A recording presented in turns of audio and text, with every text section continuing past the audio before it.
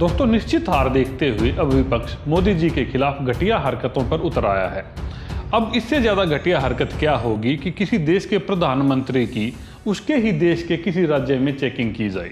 जी हाँ दोस्तों, उड़ीसा दौरे पर गए प्रधानमंत्री नरेंद्र मोदी का हेलीकॉप्टर यह कहकर चेक किया गया कि मोदी जी के हेलीकॉप्टर में काला धन छिपा हो सकता है। दोस्तों, यह मामला उस दिन का है जब प्रधानमंत्री नरेंद्र मोदी चुनावी रैली को संबोधित करने के लिए उड़ीसा के संबलपुर गए थे। जब प्रधानमंत्री रैली को संबोधित कर रहे थे, उस वक्त जनरल ऑब्जर्वर के रूप में तैनात एक अफसर मोहम्मद मोहसिन हेलीकॉप्टर के पास तैनात एसपीजी के पास पहुंचे और तलाशी का अनुरोध किया।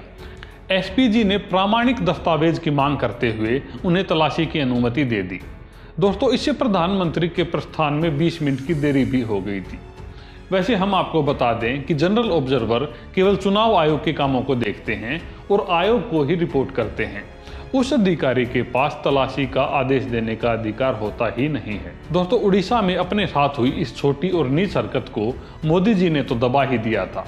उन्होंने ना तो इस पर कोई उंगली उठाई और चुनावी मौसम होते हुए भी ना ही इसका राजनीतिक फायदा लेने की कोई कोशिश की। यह मोदी जी का बड़प्पन ही था दोस्तों, जो प्रधानमंत्री के पद पर होते हुए भी उन्होंने इतनी बड़ी बात को तूल नहीं दिया। लेकिन भारतीय चुनाव आयोग ने इसका संज्ञान जरूर ले लिया और लोकसभा चुनाव 2019 के लिए उड़ीसा में ड्यूटी पर लगाए गए उस IAS रैंक के मतदान पर्यवेक्षक मोहम्मद मोहसिन को भारतीय चुनाव आयोग ने सस्पेंड कर दिया। बताया जा रहा है कि एसपीजी सुरक्षा से संबंधित आयोग के निर्देशों के विपरीत कार्य करने के कारण IAS रैंक के इस अधिकारी पर कार्रवाई की गई। दोस्तों, यदि अपने ही देश में मोदी जी की जगह राहुल गांधी या ओवैसी जैसे किसी नेता की चेकिंग कर ली जाती तो आप सोच सकते हैं कि देश में क्या हो गया होता। कोई कहता कि मोदी जी धर्म विशेष के खिलाफ मुहिम चला रहे हैं, तो कोई कहता कि मोदी जी तानाशाह हो गए हैं। लेकिन मोदी जी के साथ हुई इस अभद्र घटना पर वे अब कुछ भी नहीं बोल रहे हैं। दोस्तों, आपका क्या कहना है मोदी जी के हेलीकॉप्टर की हुई चेकिंग पर?